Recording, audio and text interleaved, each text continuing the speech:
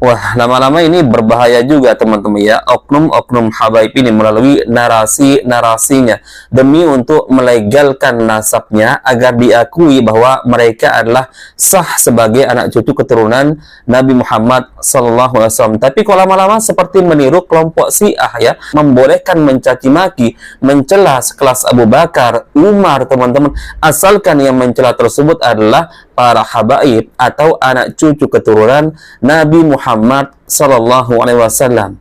Singkat cerita dipanggil Sayyidina Umar, Sayyidina Abu Bakar, Umar Abu Bakar. Ini orang berdalih bahwasanya sekarang ini anak cucuku mencaci kamu, kemudian dia tidak mau memberikan amanat kepada cucuku karena cucuku mencela kalian berdua. Bagaimana pendapatmu wahai Sayyidina Umar, wahai Sayyidina Abu Bakar? Maka beliau mengatakan apa? Mereka berdua mengatakan, aku ridho wahai Fatimah. Aku ridho dengan apa yang dilakukan oleh cucumu. Assalamualaikum warahmatullahi wabarakatuh. Kita kembali lagi teman-teman di channel Nasrus Sunnah. Ini masih terkait nasab Ba'alawi. Kalau kita perhatikan teman-teman, berbagai macam cara mereka lakukan untuk melegalkan atau demi agar mereka dianggap benar sebagai anak cucu keturunan Nabi Muhammad Sallallahu Alaihi Wasallam ya, bahkan meniru cara-cara kelompok Syiah pun mereka lakukan. Entah Habib ini sadar atau tidak sadar teman-teman ya. Bagaimana orang-orang Syiah teman-teman ya, yang mereka mencela para sahabat Nabi seperti Abu Bakar, Umar, Utsman teman-teman, bahkan bukan hanya mencela tapi melaknat, bahkan sampai mengkafirkan para sahabat Nabi teman-teman. Nah, dari narasi oknum Habib ini teman-teman ya, saya katakan entah dia sadar atau tidak sadar, seolah-olah membolehkan mencaci maki Abu Bakar, Umar, asalkan yang mencaci maki tersebut adalah anak cucu keturunan Nabi Muhammad, atau dengan kata lain ya para habaib, maka pasti mereka akan diampuni. Seolah-olah narasinya seperti itu teman-teman ya. Nah, kisahnya teman-teman ya, beliau mengutip sebuah kitab yang menceritakan ada salah seorang saudagar dari Maroko yang menitipkan uang ya sebanyak 100 dinar kepada salah seorang yang akan berangkat berhaji. Kemudian dia berpesan, nanti uang 100 dinar ini kamu bagikan kepada anak cucu keturunan Nabi Muhammad yang sah, yang kamu jumpai di Mekah, Madinah. Nah, singkat cerita, uang 100 dinar tersebut sudah dibagikan teman-teman ya. Masih tersisa. Kemudian ada salah seorang yang datang mengaku sebagai anak cucu keturunan Nabi Muhammad. Namun orang ini diketahui ya, manhajnya buruk teman-teman ya, agamanya buruk. Bahkan sering mencela, mencaci maki para sahabat Nabi, yaitu seperti Abu Bakar, Umar. Akhirnya orang tersebut tidak mau memberikan bagiannya teman-teman ya, karena diketahui perilakunya yang buruk orang tersebut ya. Singkat ceritanya, tiba-tiba orang tadi yang tidak mau membagikan ya bagian orang tersebut bermimpi tentang hari kiamat teman-teman ya. Kemudian ya singkatnya, ketika di jembatan Sirat teman-teman ya, bertemulah orang tersebut dengan Fatimah radhiyallahu anha. Kemudian ditahan oleh Fatimah ya. Lalu Fatimah bertanya, kenapa engkau tidak mau membagikan jatah dari anak cucu keturunanku?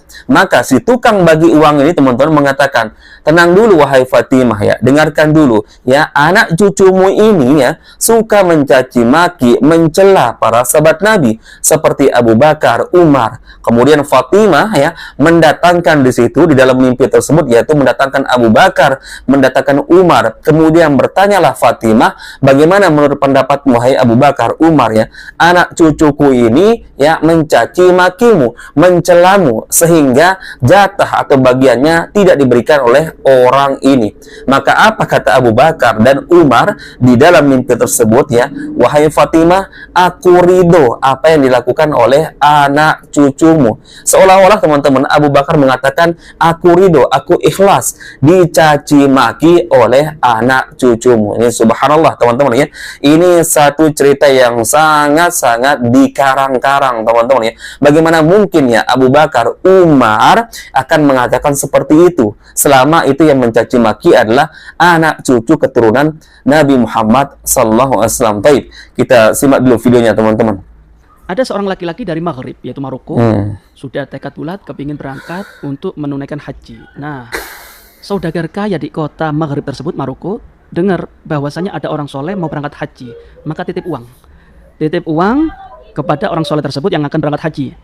Wahai fulan, ini aku titip 100 dinar. 100 dinar. Utiha bil Madinah li rajulin syarifin sahihin nasab.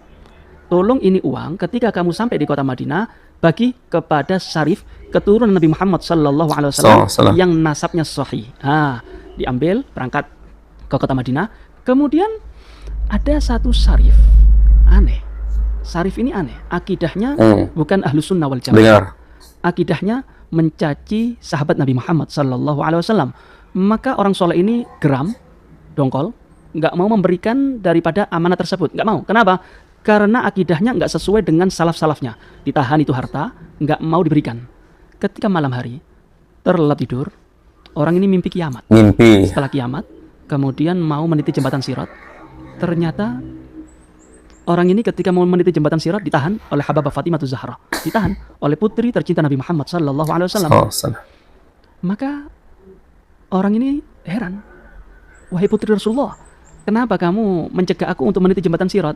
Karena kamu tidak memberikan amanat kepada anak cucuku. Maka orang ini berdalih, wahai Fatimah, sabar. Itu cucu jenengan itu kurang ajar sama Sayyidina Umar, Sayyidina Abu Bakar. Akidahnya nyeleneh. Maka dipanggil nih, singkat cerita dipanggil Sayyidina Umar, Sayyidina Abu Bakar. Umar, Abu Bakar. Nih orang berdalih bahwasanya sekarang ini anak cucuku mencaci kamu, kemudian dia tidak mau memberikan amanat kepada cucuku karena cucuku berakidah aneh, mencela kalian berdua. Bagaimana pendapat wahai Sayyidina Umar, wahai Sayyidina Abu Bakar? Maka beliau mengatakan apa? Mereka berdua mengatakan, aku ridho wahai Fatimah. Aku ridho dengan apa yang dilakukan oleh cucumu. Maka Hababah Fatimah mengatakan apa? Fulan, apa yang menyebabkan kamu ikut campur urusan cucuku dengan Sayyidina Abu Bakar, dengan Sayyidina Umar? Sayyidina Abu Bakar, Sayyidina Umar ridho dengan cucuku. Lalu kenapa kamu tidak mau memberikan amanat kepada putuku? Maka kaget ini orang. Bangun.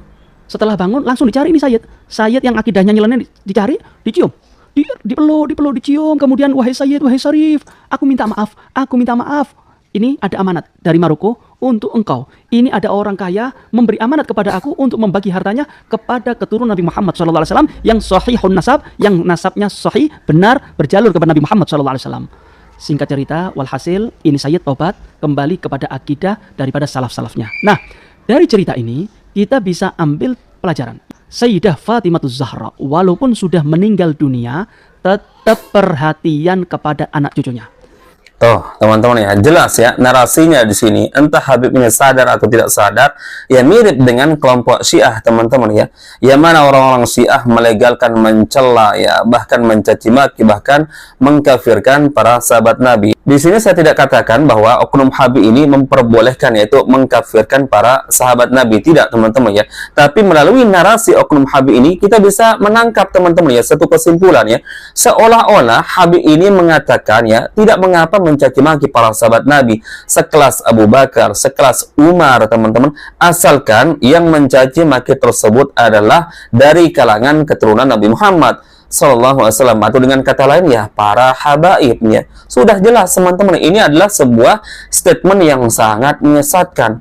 Apalagi ini teman-teman ya, Habib ini berhujah, berdalil dengan sebuah mimpi. Sudah jelas mimpi tidak bisa dijadikan hujah teman-teman. Kemudian mimpinya ini juga mimpi ya, seolah-olah memperbolehkan mencaci maki sahabat Nabi sekelas Abu Bakar, sekelas Umar, teman-teman ya. Dua sahabat yang sangat atau paling utama dari sisi Rasulullah Sallallahu Alaihi Wasallam. Bayangkan saking utamanya Abu Bakar, Umar, teman-teman ya, sampai kuburannya pun bersebelahan dengan Rasulullah Sallallahu Alaihi Wasallam. Ini menunjukkan keutamaan dari dua sahabat tersebut, teman-teman ya. Bayangkan Rasulullah SAW bersabda, la tasubbu ashabi, janganlah kalian mencaci maki para sahabatku, karena sungguhnya sedekah dari kalangan para sahabatku yang satu emut, teman-teman. Kalau tidak salah satu emut itu 2 genggam ya, itu jauh lebih utama dibandingkan dengan sedekah kalian, meskipun kalian bersedekah dengan emas sebesar gunung Uhud. Bayangkan gunung Uhud, teman-teman ya. Bahkan sahabat yang terkenal kurus, teman-teman, mohon maaf ya, karena dalam biografinya disebut kurus keringnya, krempeng, yaitu sahabat Ibnu Mas'ud ya. Pernah beliau ini memanjat sebuah pohon, teman-teman ya. Kemudian para sahabat yang lain yang ketika di bawah ya, melihat betis dari Ibnu Mas'ud yang begitu kecil, teman-teman ya, kemudian mentertawakan mereka, mentertawakan Ibnu Mas'ud. Maka apa kata Rasulullah ya ketika melihat sahabat tersebut ya mentertawakan Ibnu Mas'ud, janganlah kamu mentertawakan atau mencela Ibnu Mas'ud, karena sungguhnya betis Ibnu Mas'ud ini jika Tapi kalau ditimbang dengan gunung Uhud, maka tetap lebih berat timbangannya di sisi Allah Azza wa Jalla, yaitu betis Ibnu Mas'ud dibandingkan dengan gunung Uhud. Itu keutamaan dari para sahabat Nabi, teman-teman ya. Bahkan disebutkan pula teman-teman dalam hadis riwayat Imam Muslim, tidaklah mencintai para sahabat Nabi melainkan dia adalah seorang mukmin, dan tidaklah membenci mereka melainkan mereka adalah orang munafik. Maka barang siapa mencintai para sahabat Nabi, maka Allah Azza wa Jalla mencintai mereka.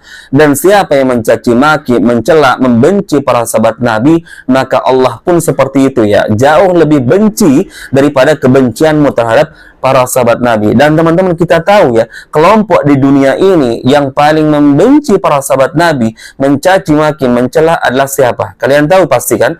Orang-orang Syiah, teman-teman. Lah, oknum Habib ini kok seolah-olah ya sadar atau tidak sadar meniru ya cara-cara dari orang-orang Syiah, yaitu mencela para sahabat Nabi, mencaci maki para sahabat Nabi ya. Entah itu sadar atau nggak sadar, Habib ini seolah-olah melegalkan atau boleh ya mencaci maki para sahabat Nabi, sekelas Abu Bakar lagi, sekelas Umar, teman-teman. Asalkan yang mencaci maki tersebut adalah anak cucu keturunan Nabi Muhammad SAW, maka pasti dimaafkan, teman-teman. Subhanallah, ini sudah mengambil hujah, mengambil dalil melalui mimpi, yang mana mimpi tidak bisa dijadikan sebagai dalil. Mimpinya pun ini mimpi dusta, teman-teman ya. Mimpinya pun narasinya seolah-olah membolehkan mencaci maki para sahabat Nabi. La ilaha illallah, teman-teman.